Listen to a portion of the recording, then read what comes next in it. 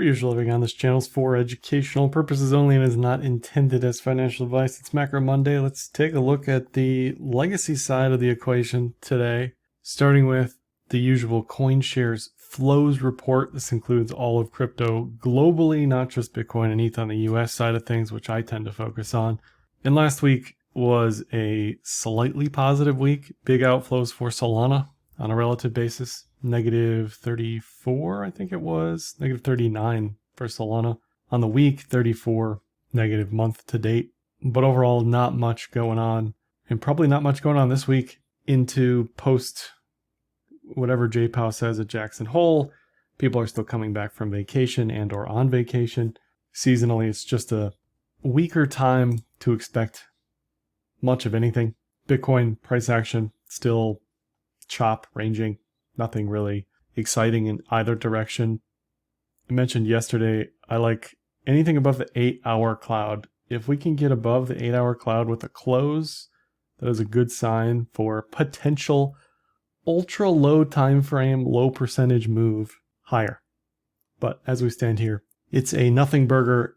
Interesting chart I saw earlier today, basically suggesting that the US session has been net sellers while it's open and net buyers while it's closed, which I guess makes sense considering the ETFs haven't really done much of anything over the past couple months. You can see January to April, it was loosely positive, but since mid-April, it's been net negative during US session. We also still have random people just selling, market selling 500 BTC. Sure, right? What are we going to do? Liquidity's low. People get bored and or think they can exploit some sort of on-chain move or on-chain move that hasn't happened yet that they heard about. This is apparently a custodian moving a bunch of BTC on-chain. And it's just every day you kind of wake up, you see this stuff, and you think, okay, another day, another dollar. And there isn't enough on the other side of the equation to push us higher. But silver lining, we obviously have recovered on the down moves. If this was just strictly bearish, straight bearish, we'd be in the 40s, we'd be in the 30s, right? It's not just sellers. We have some buying, but net we have slightly more sellers than buyers, hence why price is drifting lower. Before we go any further, let me mention today's video sponsor, Kraken Pro. Kraken Pro is a complete overhaul of the Kraken trading experience with a one-stop shop for advanced and professional traders. Kraken Pro enables efficient trading execution across multiple markets with a UI that allows for unique optimization tailored to your trading style. You can check out Kraken Pro with a link in the description of this video. Not investment advice. Crypto trading involves risk of loss. Cryptocurrency services are provided to US and US territory customers by Payward Ventures Inc., PVI, DBA, Kraken. On Kraken today, the top asset by volume is Tether, which generally means we are mostly in a risk-off stance here. BTC down slightly on a rolling 24-hour. A few coins up, 5-6% on a rolling 24-hour. But for the most part, I don't think there's an expectation that we should see some sort of broad bullish environment for alts. I've said that for many weeks now, as have many other people who are honestly able to analyze this market. Ripple is one for I don't know what reason, I don't know why, but up here, this is the most bullish this has looked at this price level, which is 60 cents for over a year. Previously, it was head and shoulders, descending triangle, another head and shoulders. Here, I would say this looks more inverted head and shoulders to me. It's not like the expected move is massive, but I know a lot of people watch this for whatever reason, and it could be the start of something, possibly, maybe, eventually, into October, right? None of this stuff, again, do not expect anything to move quickly here on the crypto side of things in the near term because we just don't have the liquidity to push prices higher. But similar to the legacy charts that I like, because they are sort of hanging out slightly under the cloud or in the cloud on a high time frame, this is one alt to watch. Set an alert, 65 cents. It's done nothing for years. It's not going to go without you. The train is not going to leave without you, but an interesting one to watch into Q4. Economic events this week, not much going on other than JPow on Friday, 10 a.m. Fed minutes Wednesday, sure, whatever. A few other Fed speakers tomorrow. But on balance, not too much going on this week other than JPow. End of the month, August, is PCE. That's next week. And some jobs data, consumer confidence, stuff that, let's be honest, the doomers love to talk about, but generally not market moving.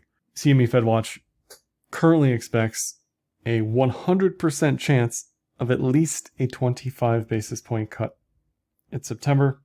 I think at this point we're in the window a month out from the meeting where these probabilities are accurate.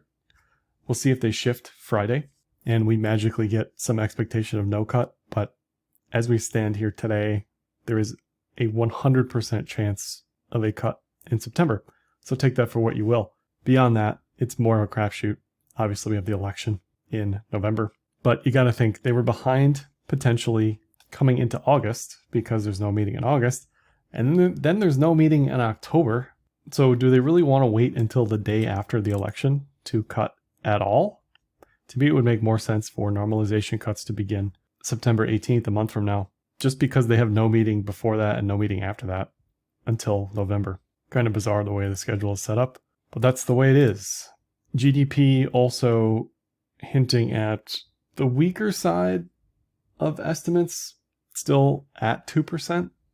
We get the next GDP Now print on August 26th. That's something else to watch for. The recessionistas focusing on a lot. Trueflation, if you want to get your flux capacitor on, jump in the time machine. Trueflation is what you need to be watching because this has been directionally correct since it launched several years ago. It will have higher highs and it will have lower lows because it is real time. It is not exactly the basket of CPI, but it's pretty close. The biggest difference being the lagging housing component in CPI. But over the past year, we've continued to make inroads here below the Fed's target at this point on the real-time gauge. And it'll be interesting how low we go relative to the 2% target. And it seems like every day on the job side of things, it's a few thousand jobs here, it's a few thousand jobs there. It's Cisco, it's Stellantis, it's GM, it's Lumber Liquidators is declaring bankruptcy. This company's bankrupt. It's sort of like the economy is on the rack, the medieval torture device. And every day the screws get turned a little bit till the weakest of the companies or the economy or the jobs, the most stressed, just fall out completely.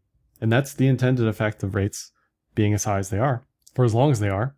So that's part of the game. It's part of what you'd expect. And it just makes you wonder how much longer we can withstand this without something bigger breaking. UK inflation up a little bit, 2.37. I believe they've already cut once, if not twice, but they are certainly in the wheelhouse of the 2% target as well. Back to the US, the CPI August preview for this current month, 19 days in, is 2.6. Last month's print was 2.9. And it gets to the point where what does the Fed care about? We've talked about this like every video for the past 2 years. Do they care more about core, super core, PCE, ultra duper, super whooper core, whatever, right? They're going to say whatever they want to justify whatever they're doing. But if you're looking at directionality of all of this stuff, do you want to take it to exactly 2% for multiple months before you cut at all? Or do you want to start to bring rates down slightly as we're getting there? And that's the argument for people suggesting rates start to come down. Because if not, you're probably going to see unemployment pick up in a bigger way. You're going to see more headlines about more companies going bankrupt, more people getting laid off. And it's how much can the economy take before things start to go south quickly? Looking at the yield curve is still inverted. It's re-inverting here. Back to another favorite metric of the recession crowd. The recession doesn't typically come until after rates come down in the purple, number one, and after the yield curve uninverts. So we still have a little bit of time here based on where the yield curve sits, based on where rates sit, and based on where rates will probably go. We have a little bit of time, depending on how fast rates come down. That could take us into 2026. And then you'd have people for the past 4 years suggesting recession, and it just doesn't come. looking at prior recessions, unemployment compared to this cycle, this is the argument. The argument is this runaway freight train. This is where the Somme rule comes into play, where once the job losses start, more job losses pile on quickly thereafter. And this is, of course, what the Fed is hopefully trying to avoid, the gradually and then suddenly problem. And it's definitely something to keep an eye on. In one of the data points, we also had a revision of 1 million jobs. So it'll be interesting to hear Powell on Friday if he mentions that or talks about that, if that played a role in the decision-making process here. Looking at the yield curve over the past 8 months, rates continue to come down on the belly of the curve, the long end of the curve, the front end of the curve. The beginning of the curve obviously is set by the Fed, and the 2-year is where the market believes the Fed should be based on economic data, rate expectations. So we are pricing in a significant amount of cutting based on where the 2-year sits. The 2-year tends to lead the Fed in the direction of rates. We're also seeing a lot of people rotate out of equities into bonds. This makes sense based on the TA. The TA, I've talked about TLT, HYG, SHY, AGG, all of these ETFs look very, very bullish to me. And it makes sense that we're seeing positioning shift on this. I don't think this makes any of this positioning crowded per se, but I also don't think these people rotating out of equities are happy to see equities just bounce immediately a week after. But almost everything else losing significantly on a relative basis compared to bond positioning. Here's the 2-year relative to rates. You can see the 2-year is far below rates. Definitely a little bit of a head and shoulders there on the 2-year. And historically, you can see the 2-year leads on the way up and on the way down. So generally, it's a pretty good gauge of where the Fed eventually will be headed. Looking at HYG relative to BTC, HYG is a high yield junk bond ETF. And if we map that on Bitcoin cycles, Bitcoin halving, high yield credit, aka risk on appetite, risk on conditions, tend to lead the cycles higher for BTC, just as it did in 2017. HYG led BTC. 2020, same thing. Huge bounce in HYG before BTC took off. And now we're seeing new higher highs in HYG last week, this week, which is a very good sign for this risk appetite to come back. If we look at the total return of HYG, it's actually an all-time high. And there was a cup and handle on this before the breakout. Pretty common chart pattern you'll see a lot on anything that tends to make moves higher. That happens because you've got people who didn't sell at 75 on this chart, and then they say, you know what, it's back to 75, I'm at break even, I better sell, while you have more people behind them buying, obviously, and this pushes price up. But this chart certainly looks bullish, ready for continuation to me. Yields on this, very low. Remember, yields down, prices up. So it doesn't look like people are concerned about a recession. Now that may be a false signal, a crowded signal. As Johan here comments that credit spreads typically blow out a few years after rates come down. Everything kind of speaks together. This is similar to the yield curve, uninverting, rates coming down, panic cuts, hard landing. Definitely something to watch for. But as we stand here now, there are no warning bells for this type of activity. There just aren't. The market certainly isn't signaling that, at least currently. We also have liquidity, which continues to curl up in the black there. Global liquidity from cross-border capital, slowly but surely, churning higher. Definitely indicative of bullish market conditions for risk assets. And looking at dollar relative to EM currencies, emerging market, South Korean won, Philippine peso, Thai baht, Malaysian ringgit, all of these moving higher in USD terms. And that means that the dollar is getting devalued on a relative basis significantly to see all of those currencies move higher. And this is definitely a bullish divergence for BTC because just like gold is denominated in dollars. So eventually, as denominators get devalued, the denominator gets devalued, gold goes up. So if DXY is falling, gold should go up. If DXY is falling, BTC should go up once the sellers are done. DXY is still in the range here, multi-year range. And ultimately, we may not see a very strong reaction on the BTC side of things until the dollar's sub 100 on the index. Back to Powell on Friday, this may be sniffing out forward guidance on cuts from Powell on Friday. Maybe it's wish casting by the market. The same thing with the 2-year yield falling. But definitely watch what DXY does relative to what J says on Friday. UJ also weakening again, while Legacy is bouncing significantly. So this tells me any carry trade concerns aren't really a concern, and the worst might be over. The most sensitive of the carry trade unwind looks to be over. If it was still a concern, you would expect the correlations here to hold. As UJ weakens, so would QQQ, for example, but that hasn't been the case. So that's a good sign for the carry trade unwind concerns. Oil as well, spilling lower. Not exactly suggestive of at least the reinflation problem. Maybe it's suggestive of a recession concern. The TA on this looks definitely more bearish than bullish, below high time frame clouds, ready to break lower, similar to the dollar, similar to DXY. This looks ready for fresh lows here eventually, and definitely doesn't look like it's threatening 90, 100 like some people think, despite what's going on geopolitically. We just haven't seen the oil price too concerned with any of that, at least for an extended period of time. And it could be because we in the United States are producing more oil than we ever have. We are a net exporter of oil for the first time in 70 years. And this to me says we don't need an SPR because we have an excess of oil.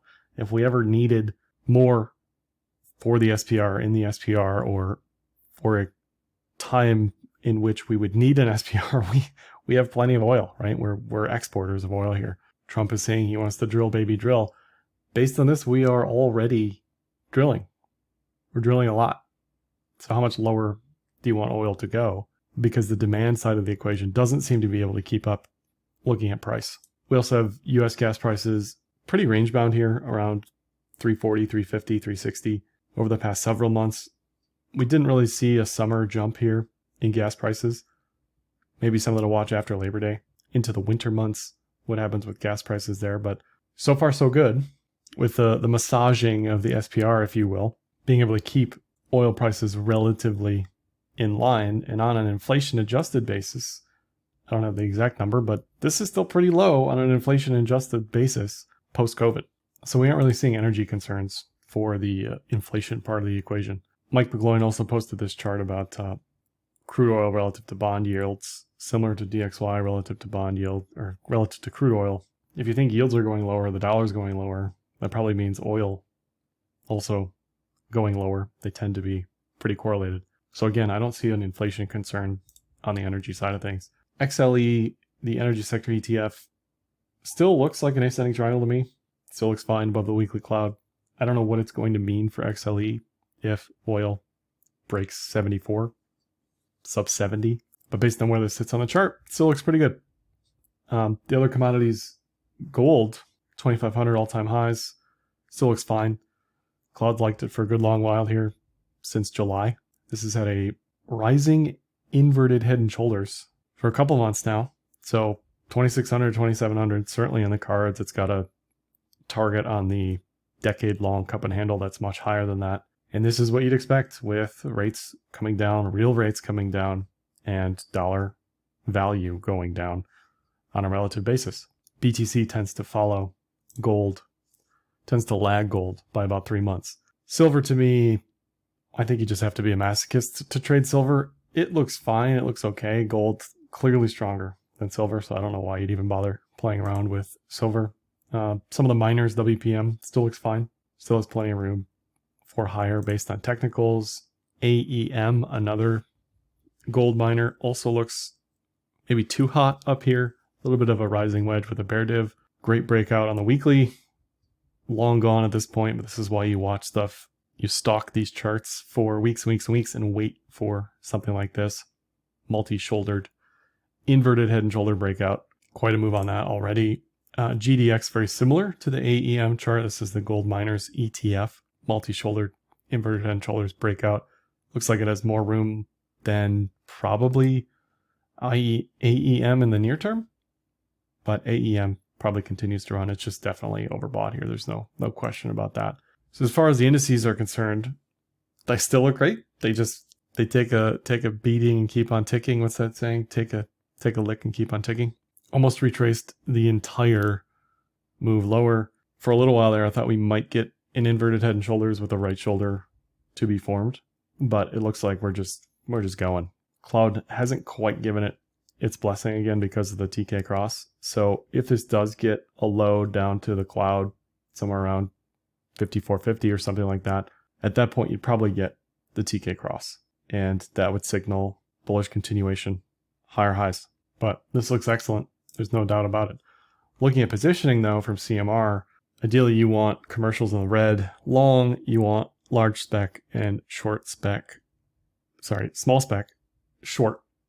Currently we have commercials short, large spec short, small spec long to a lesser degree than they've been long in a long time. But this collectively just says there's no real edge here based on positioning. So positioning as a tailwind, not exactly helping you out. Q's the same, just looks great, looks ready for bullish continuation.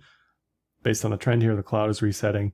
Probably going to take another week or two, but looks very strong. And you got to think both of these indices will probably look strong if Powell does say rates are coming down in September. The positioning for the Qs looks more bearish to me. It's always best to see positioning at the extremes. So this is not positioning at the extremes here, but it does favor headwinds over tailwinds because again, you want commercials long and you want large and small spec short. It hasn't mattered for the entirety of the year, right? It hasn't really mattered. But again, positioning not really helpful at this juncture for pushing the Qs higher. And it may not matter just because they have so many passive inflows with retirement money every week. IWM, similar to silver. I just don't know why anybody would want to trade this. There's very little signal here. I mean, it's been ranging. It ranged for 2 years. It broke out slightly and then ranged again for another 6 months. Broke out, gave it all back. You know, this is not something you'd want to be trading on a high time frame. Very noisy, very choppy. This is not 2020 where it just kept going, right? It's probably waiting for rates to come down. But as we stand here, IWM, really not the move. IGV, on the other hand, tech software ETF, huge cup and handle on this thing. Bounced on the weekly key June for the third time really. Still looks very strong. And anything above 90, and it's probably go time for IGV. Looking at CrowdStrike, even this has bounced 30-40% from the lows. This could be an Adam left of an Adam and Eve. This could be the left shoulder of an inverted head and shoulders yet to be made over the next couple months. But it's a good start to form a bottom based on technicals. Based on fundamentals, I think this company's got some issues they have to deal with, but technicals show the beginning of a nice bounce. Look at SMH, the semis, similar to the Qs, it's resetting, it looks ready to go, but on a relative basis, IGV seems like a much better play to me than SMH. I know people are still jonesing for SNH to move higher, but eventually these relative values are just going to catch up because they've been lagging for so long, and they can get outstretched just like altcoins can sell off for years and years and years. But at some point, when this starts to break 90, you got to think IGV is going to play a little bit of a catch up relative to SMH. NVIDIA also up 40% from the bottom. Not quite completely bullish on the cloud yet. The cloud's going to have a very hard time catching any of this because it's so volatile so quickly. It did a much better job 2023, end of the year, before that breakout. Even mid-year this year before that breakout. Gives you a heads up on the daily. Here the signal is going to be late if this keeps going. They do have earnings on the 28th. So we could, going into the 28th, form another inverted head and shoulders at all-time highs, just like we did mid-year, except this pattern would be deeper, so you'd have a higher expected move if we break 130, 140. It just depends how it looks in and around earnings. Last time around earnings, you had the breakout. So it's going to be interesting what does this chart look like in the next 10 days before earnings? Maybe you even get an angry earnings to come out to form the right shoulder and you get the breakout later on. I don't know. We're just kind of riffing here on what we want to see, but buying after the 40% bounce, to me at this point seems a little silly, unless you have a little more evidence for continuation. Now, Uber is kind of the same. It has had this massive bounce back to the neckline, like S&P, like the Qs, like this looks ready to go. It doesn't have the cloud's full blessing here based on trend, and the cloud's going to have a hard time interpreting what the heck's going on here because it's so volatile. So I would love to see a right shoulder on Uber here, or any chart that looks like this, just to be super sure. Not that it has to do that. This is another type of wedge megaphone thing, but this looks very good. Very good for an all-time high retest, especially relative to the rest of the market where not much else is going on many of these charts. My weekly Pfizer plug, not quite ready yet on the high timeframe clouds, but it has certainly chopped around for almost a year now. So I do like eventual moves higher for Pfizer. And then lastly on the miners, I mentioned this last night, there's a low time frame. Adam and Eve here. Wolf was up a bunch today based on something. Again, I don't know exactly what, if it's just positioning stuff from the big dogs.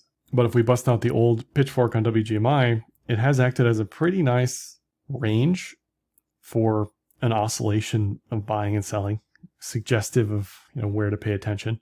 So maybe if you're a more active trader, something to watch into Q4 into 2025, just to see if miners, are they going to outperform? Most of them are down on the year. Bitcoin is not.